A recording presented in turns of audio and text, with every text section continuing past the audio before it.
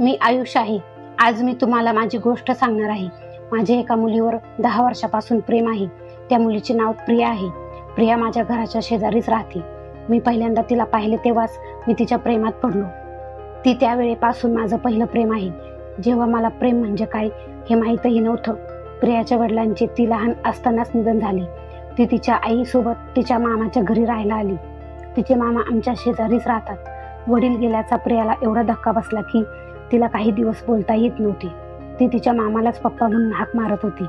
अशीच 10 वर्ष निघून गेली. आता आम्ही दोघे खूप चांगले मित्र आहोत. प्रिया माझ्याशी अनेक गोष्टी शेअर करते, पण मी अजूनही तिला माझ्या प्रेमाची कबुली दिली नाही. प्रियाला लहानपणापासूनच ॲक्टिंगची आवड होती आणि तिला मुंबईत जाऊन अभिनेत्री बनायचे स्वप्न होते. त्यामुळे तिचे स्वप्न पूर्ण करण्यासाठी मी तिला पैशाची मदत केली. तिने तिच्या घरच्यांची समजूत घातली आणि मी तिला मुंबईला नेऊन सोडले. मुंबईत तिचा राहण्याचा बंदोबस्त केला. प्रियाने तिचे स्वप्न पूर्ण करावे अशी माझी इच्छा आहे, त्यामुळे मीही तिला मदत करत आहे. पण मुंबईत अभिनेत्री होणे इतके सोपे नाही. प्रिया 3 वर्षापासून मुंबईत राहते आहे, पण अजूनही स्ट्रगलिंग ॲक्टर म्हणून काम करत आहे. तरीही अजून तिची हिंमत हरली नाही. म्हणूनच अजूनही ती चिकाटीने मुंबईत टिकून आहे. मी मधून तिला भेटायला जातो. माझाही माझ्या घरच्या व्यवसायात चांगला जम बसला आहे. घरचे माझ्या लग्नासाठी माझ्या पाठीमागे लागले आहे. माझे मित्रही मला सांगत असतात की मी आता प्रियाला प्रपोज करावे. शेवटी मीही प्रियाला प्रपोज करायचे ठरवले. एका रात्री मी प्रियाला फोन केला. पलीकडून ती हॅलो म्हणाली, पण ती थोडी गोंधळलेली वाटत होती. हॅलो आयुष, तू कुठे आहेस? कुठे आहेस? अगं प्रिया, कुठे आहेस? म्हणजे काय? मी माझ्या घरी आहे, मी म्हणालो. यावर ती म्हणाली, घरी? मी तर तुला घ्यायला एअरपोर्टवर आले आहे. एअरपोर्ट? अगं काय बोलतेस? मी न कळून विचारले.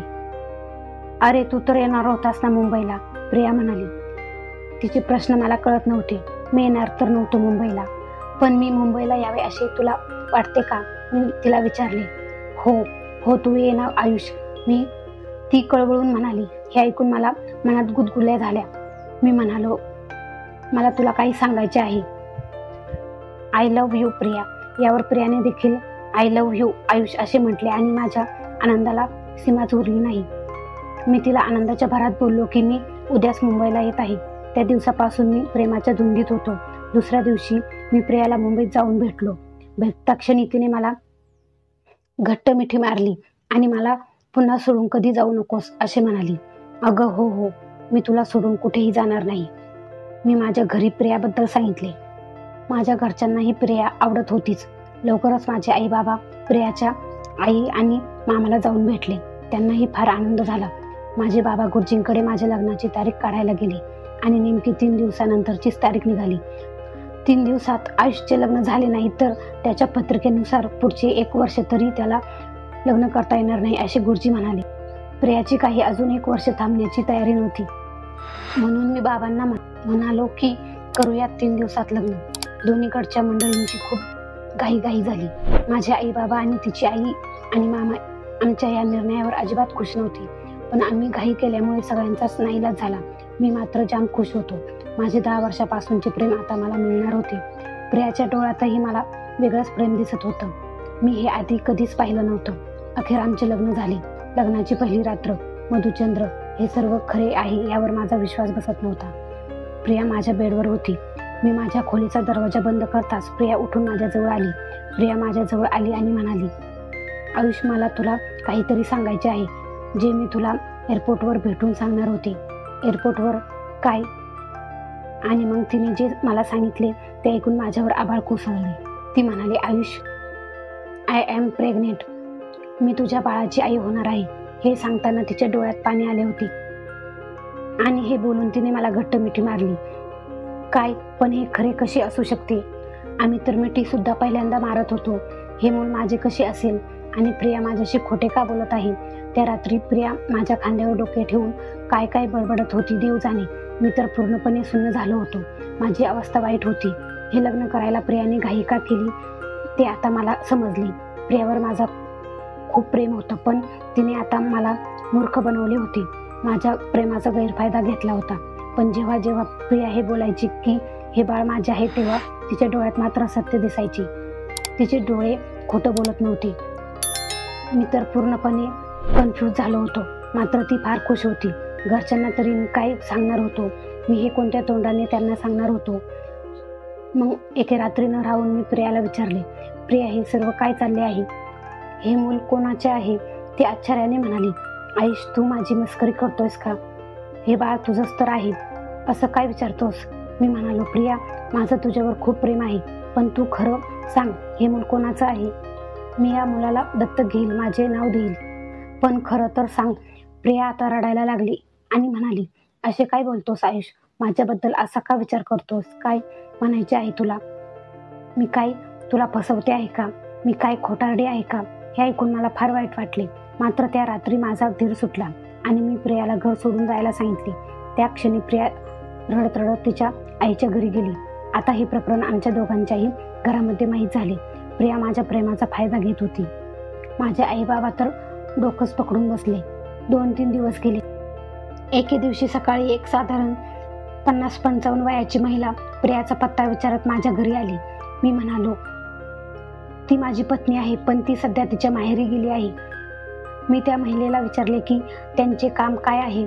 यावर त्या म्हणाल्या की त्या अपघातानंतर प्रिया अचानक त्या रात्री एअरपोर्टवरून निघून गेली.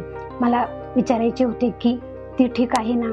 मी आश्चर्यचकित होऊन विचारले की कसला अपघात? त्या म्हणाल्या, हा माझा मुलगा आयुषचा अपघात होता. आयुष नाव ऐकून मी गडबडलोच.